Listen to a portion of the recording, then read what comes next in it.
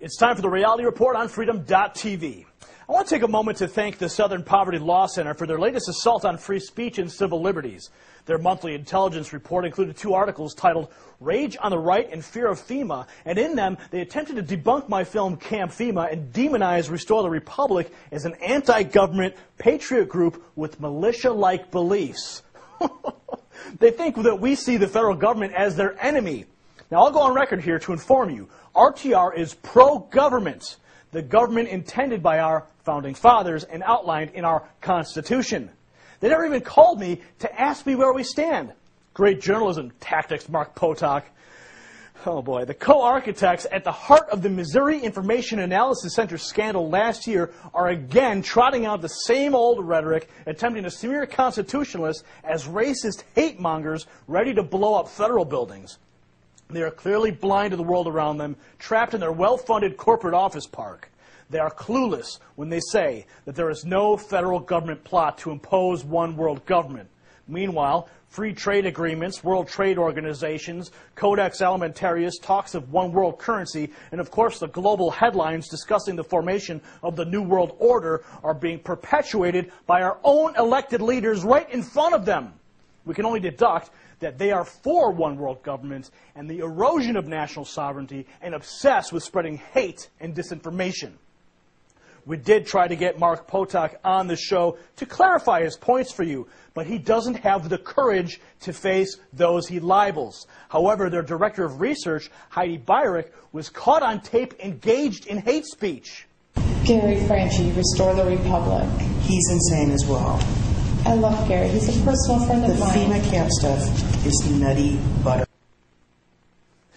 Thank you, Southern Poverty Law Center. Because of your attempts at smearing us, membership is up. Welcome to the Reality Report.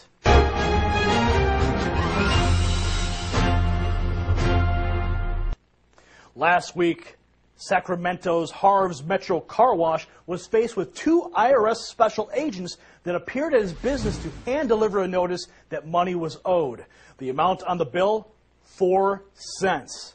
The debt stemmed from a 2006 tax year, and with late penalties has ballooned to $202.35.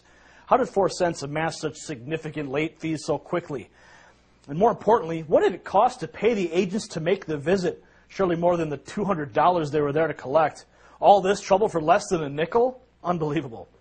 This is just one more reason why we need to get rid of the IRS. Senator Chris Dodd unveiled a new financial reform bill that puts the Federal Reserve in charge. Yes, the same Fed that couldn't see the housing bubble coming, the same Fed that had a huge role in the bank bailout, and the same Fed that handled interest rates and consumer protection irresponsibly. The bill will authorize the Fed to oversee the nation's largest banks, its most important financial firms, state-chartered banks, and even some non-bank financial firms. Less than a year ago, Dodd was quoted calling the Fed a failure, and the first draft of his financial reform bill nearly stripped the Fed of all of its power. But now it seems that Chris Dodd has radically changed his mind. Forget him. Forget Chris Dodd. Forget his bill. He sold his soul to the devil a long time ago. The only solution to the problem is to end the Federal Reserve System, and it begins by exposing their theft of the American people's wealth through inflation and reckless spending practices. It starts with an audit of the Federal Reserve.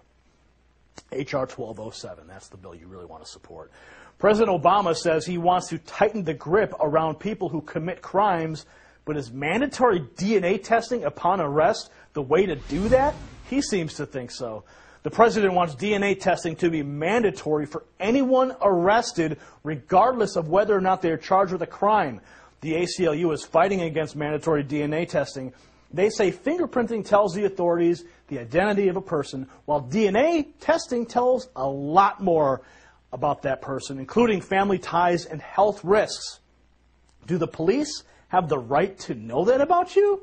Where does the president find the authority in the Constitution to extract genetic data from U.S. citizens? This is one more reason that the American people need to stand up against the growing police state in America. All right, now, in a related story concerning, injecting people and taking private information, we had a chance to speak to Katherine Albrec, the co-author of Spy Chips, and she joined us earlier. Here's a brief segment of our discussion. U.S. companies like IBM, Cisco, Dell, Hewlett-Packard, they all work together with the Chinese Communist government to implement a national ID system, the first one on the globe actually, involving remotely readable RFID tags.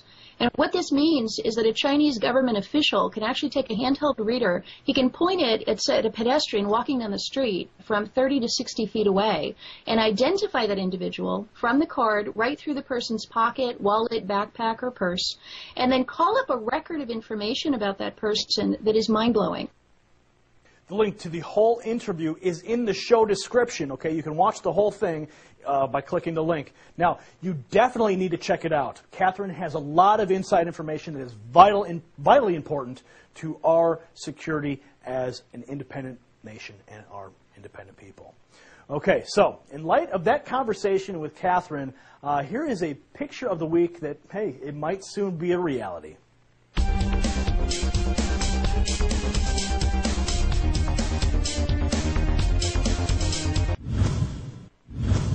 All right, now it's time for my favorite part of the show, when I get to read your questions and comments. We begin today with an email from Brandon, and he writes, "The rant is a great concept. However, it's too Glenn Beckish. Maybe modify it a little so it doesn't sound like you're whining." Brandon, I don't understand what it means to be Glenn Beckish. In fact, I find that to be an insult. Please do not compare me to Beck. He is a sold-out neocon Pied Piper making $25 million a year. And we're still struggling to keep our lights on. So, as for whining, I don't think that I'm whining. No, I'm just trying to make a point. I do appreciate your other kind words, though, regarding the show. Next, Mike writes, "I watch the reality report when I'm overseas serving. Some of what you say my buddies don't believe and call lies, while the next day our higher ranks are talking about it like it's no big deal, and they can't wait for some of it to go in effect." Mike, the truth is sometimes stranger than fiction. It's hard for a lot of people to see it even when it's right in front of their face. Thank you for your service to our country, and keep sharing the show with your brothers in arms. They will get it soon enough. Persevere, my brother. All right, our final email this week comes from Cal, and he says, "I've been sending your reality report videos out to everyone I know. I have also been writing and calling my government officials on a regular basis and letting them know I'm pissed off and can't wait for them to get kicked out if they don't vote for the Constitution and start backing the people." Cal, that is what we need people to do. Send this show to everyone you know, voice your concerns to our elected officials, and let them know that if they don't listen, we're going to take their seat away from them. Okay, do you want to send us some show feedback that could get read on the air? Send an email to feedback@freedom.tv. Include your name and town and whatever you feel. It just may end up on the show. Now, who is this week's enemy of the state?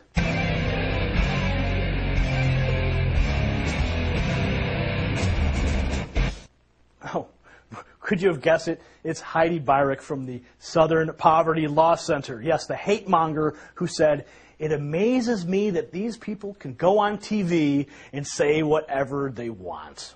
Well, you know why she is this week's enemy of the state? Because she is clearly an enemy of the First Amendment. You might want to read up on that, Heidi. Do us all a favor.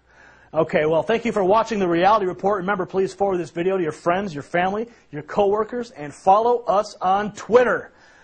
I'm Gary Franchi. And remember, I am not here to make you a follower. I am here to make you a leader among the people. Good night.